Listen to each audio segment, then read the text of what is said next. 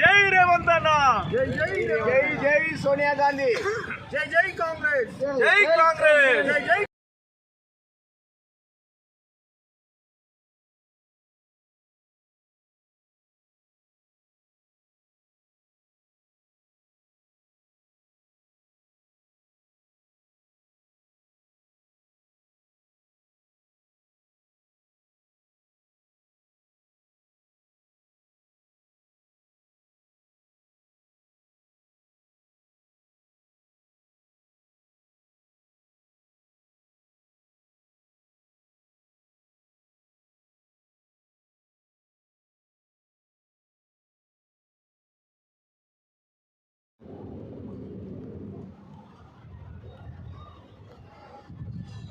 నమస్కారం.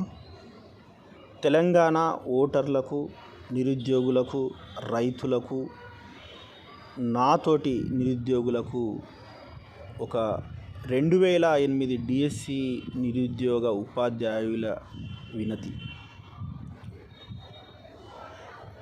ప్రస్తుతం కాంగ్రెస్ ప్రభుత్వానికి ఎందుకు ఓటు వేయాలో 2008 డిఎస్సి నిరుద్యోగ అంశాన్ని మీరు ఒక్కసారి పరిశీలిస్తే అర్థమవుతుంది. వివరాల్లోకి వెళ్తే 2008 డిఎస్సి నిరుద్యోగ ఉపాధ్యాయుల న్యాయమైన పోరాటాన్ని గౌరవించి వచ్చిన 100 రోజుల్లో రేవంత్ అన్న కాంగ్రెస్ ప్రభుత్వం పరిష్కరించిన విధానం హర్షణీయం.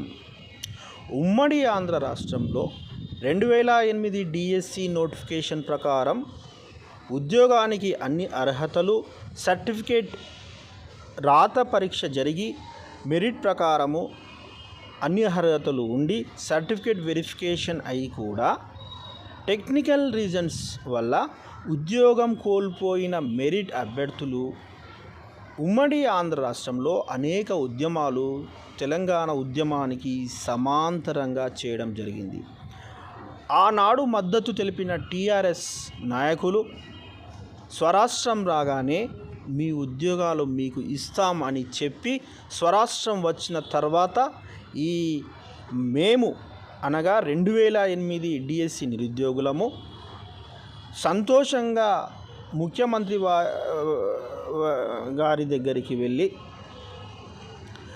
ప్రభుత్వ పెద్దలను కలిస్తే కొన్ని రోజుల్లోనే మీ సమస్య పరిష్కరిస్తామని చెప్పి దాటవేస్తూ అనేక సంవత్సరాల తర్వాత అంటే 2016 వరంగల్ మహాసభలో సాక్షాత్తు గౌరవ ముఖ్యమంత్రి వర్యులు కేసీఆర్ గారు 2008 డిఎస్సి అభ్యర్థులకు మానవతా దృక్పథంతో న్యాయం చేస్తామని మాట ఇచ్చి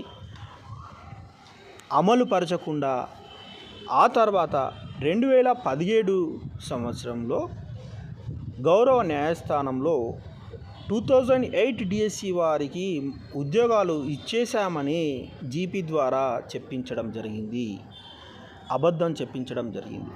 ఆ తర్వాత కోర్టులో గౌరవ జీపీ గారు మా అంశాన్ని అనేక సంవత్సరాలు నాంచడం జరిగింది.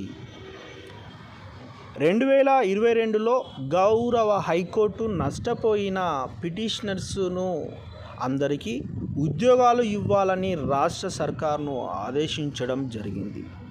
అయితే గమనించాల్సింది ఏంటంటే గత టీఆర్ఎస్ ప్రభుత్వ విద్యాశాఖ మంత్రులు సబితా మేడం గారు మమ్మల్ని తన చుట్టూ 100 సార్లు తిప్పుకొని మా అంశాన్ని పరిష్కరించడానికి, జడ్జిమెంట్ అమలు పరచడానికి కనీస ప్రయత్నం కూడా చేయలేదు. కనీసం గౌరవ ముఖ్యమంత్రి గారిని మాలో ఒకరికో ఇద్దరికో అపాయింట్మెంట్ ఇప్పించండి, మా సమస్య ముఖ్యమంత్రి గారికి విన్నవించుకుంటామని బ్రతిమాడినా కాళ్ళు మొక్కినా కూడా కనికరించని పరిస్థితులు ఆనాడు. పైగా మాకు వచ్చిన జడ్జిమెంట్కు వ్యతిరేకంగా ఆ సర్కారు, బీఆర్ఎస్ సర్కారు మాకు వ్యతిరేకంగా సుప్రీంకోర్టుకు వెళ్ళి ఉద్యోగాలు ఇవ్వలేమని గౌరవ హైకోర్టు, తెలంగాణ హైకోర్టు జడ్జిమెంట్ను మేము పాటించమని ఆ జడ్జిమెంట్పై స్టే ఇవ్వాలని సుప్రీంకోర్టును కోరడం జరిగింది. కానీ సర్వోన్నత న్యాయస్థానం స్టే ఇవ్వకుండా తిరిగి మా అంశాన్ని తెలంగాణ హైకోర్టుకు పంపించడం జరిగింది. ఒక నిరుద్యోగిగా, తెలంగాణ బిడ్డగా గౌరవ న్యాయస్థానాల జడ్జిమెంట్ను పాటించమని ప్రభుత్వాన్ని వేడుకున్నా, అనేక ఉద్యమాలు చేసినా కూడా కోర్టు ఉత్తర్వులను అతిక్రమించింది టీఆర్ఎస్ సర్కార్. అనేక ఉద్యమాలు తొక్కని కడప మొక్కని దేవుడు లేడు. ప్రతి ఎమ్మెల్యేను, మంత్రులను కలిశాము. ఉద్యమాలను, నిరుద్యోగ ఆకాంక్షను గౌరవించిన టీఆర్ఎస్ ప్రభుత్వం మా జీవితాలను 10 సంవత్సరాలు వృధా చేసింది. కానీ ఆంధ్ర రాష్ట్రంలో మాత్రం మా అభ్యర్థులకు అక్కడి ప్రభుత్వం ఉద్యోగాలు ఇచ్చి ఆదుకుంది. ఎందుకంటే ఉమ్మడి ఆంధ్రప్రదేశ్లో జరిగిన పొరపాటును సవరించుకుంది. కానీ ప్రస్తుతం తెలంగాణ గౌరవ హైకోర్టు వారు